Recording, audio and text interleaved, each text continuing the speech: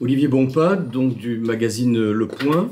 Moi, je suis rentré dans l'univers du vin par la sommellerie. Alors pourquoi je précise ça? Parce que parmi les premiers vins du Languedoc que j'ai goûté, il y avait le 82 et le 85 de Thomas Gassac. Voilà. Et c'était l'époque des Méguibert, et c'est des millésimes qui m'avaient marqué, et c'est des millésimes que je suis heureux de retrouver aujourd'hui, parce que je les ai bien goûtés. J'ai aussi beaucoup aimé le 78. Alors, avant de donner une rapide impression générale, ce qui est intéressant sur une dégustation comme ça, c'est que on part de 78, c'est-à-dire la fin de la décennie 70, et on retrace toutes ces décennies qui ont marqué le renouveau du vignoble du Languedoc, dont le domaine ici a fait partie des pionniers et a fait parler du Languedoc autrement, fin des années 70, début des années 80.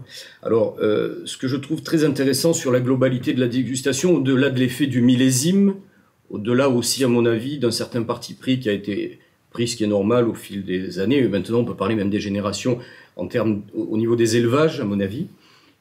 Je trouve que c'est des vins, quand on a un coup de cœur pour un vin, je trouve qu'on le ramène dans le groupe des meilleures cuvées où on retrouve, pour moi, une grande précision dans les tanins.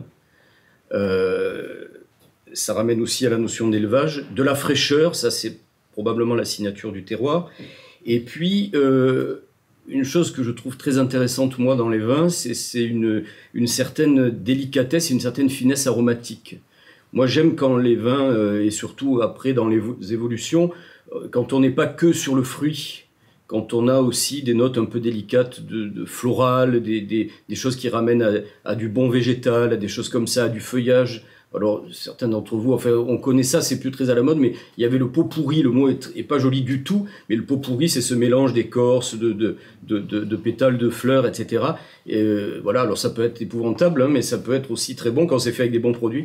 Et voilà, et ce contexte un peu comme ça, pour résumer, qui ramène à des notes un peu plus délicates pour moi que les notes que fruitées. Et je trouve qu'on l'a aussi dans Thomas Gassac, souvent dans les rouges de Thomas Gassac. Voilà.